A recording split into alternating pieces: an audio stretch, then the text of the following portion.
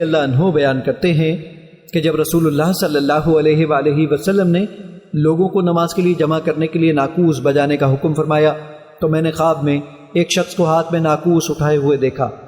میں نے کہا اللہ کے بندے کیا تم ناقوس بیچتے ہو؟ اس نے کہا تم اسے کیا کرو گے؟ میں نے کہا ہم اس کے ذریعے نماز کے لیے بلائیں گے۔ اس نے کہا کیا میں تمہیں اس سے بہتر چیز نہ بتاؤں؟ میں نے کہا کیوں نہیں، ضرور بتاؤ۔ راوی بیان کرتے ہیں اس نے کہا تم اللہ اکبر سے آخر اذان تک کہو اور اسی طرح اقامت۔ پس جب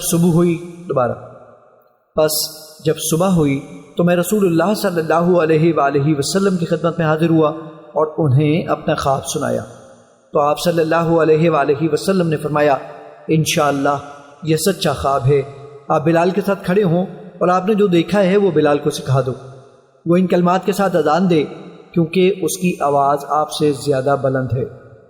چنانچہ میں بلال کے ساتھ کھڑا ہو کر انہیں اذان کے کلمات سکھاتا رہا اور وہ ان کے ساتھ اذان دیتے رہے۔